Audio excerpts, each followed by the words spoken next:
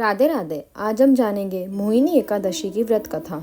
राधे राधे, स्वागत है आपका स्पिरिचुअल लाइफ चैनल में। एक बार की बात है, युधिष्ठिर जी ने भगवान श्री कृष्ण से पूछा, जनार्दन, वैशाख मास में शुक्ल पक्ष में किस नाम की एकादशी होती है? उसका क्या फल होता है तथा उसके लिए कौन सी विधि है? भगवान श्री कृष्ण बोले, समस्त पापों को क्षय तथा सब प्रकार के दुखों को निवारण करने वाली व्रतों में उत्तम व्रत है। उसकी कथा मैं तुम्हें सुनाता हूँ। वैशाख मास के शुक्ल पक्ष में जो एकादशी होती है उसका नाम मोहिनी एकादशी होता है। प्राचीन काल में सरस्वती नदी के तट पर भद्रावती नामक एक सुंदर नगरी थी, जहाँ धृतिमान नामक राजा राज्य करते थे। उसी नगर में एक धनपाल वैश्य रहता था, जो धन धान्य से परिपूर्ण था।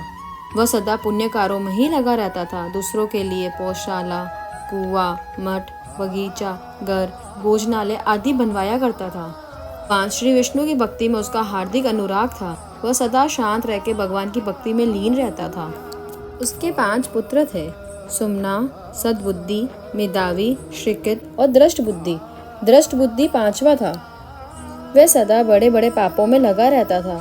जुआ, मांस, मदिरा जैसे कार्य में लगा रहता था।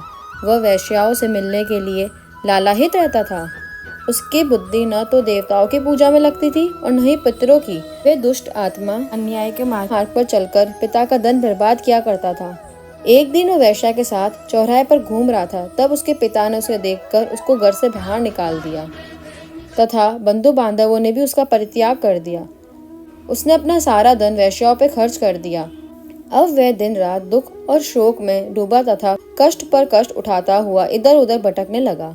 एक दिन किसी के पुण्य के उदय होने पर वह महर्षि कौंडिन्य के आश्रम पर जा पहुंचा। वैशाख का महीना था। कौंडिन्य जी गंगा स्नान करके आ रहे थे। दृष्ट बुद्धि ने शोक में भरकर पीड़ित होकर मुनिवर के पास गए और हाथ जोड़कर उनके सामने खड़े होकर बोला, ब्राह्मण, मुझ पर दया करके कोई ऐसा व्रत बताएं जिसके पुण्य के प्रभाव से मेरी मुक्ति हो जाए। ऋषि बोले, वैशाख के शुक्ल पक्ष में मोहिनी नामक प्रसिद्ध एकादशी का व्रत करो। मोहिनी एकादशी का व्रत करने से प्राणियों के अनेक जन्मों के किए हुए मेरु पर्वत जैसे महापाप भी नष्ट हो जाते हैं। दृष्ट बुद्धि ने विधि पूर्वक मोहिनी एकादशी का व्रत किया।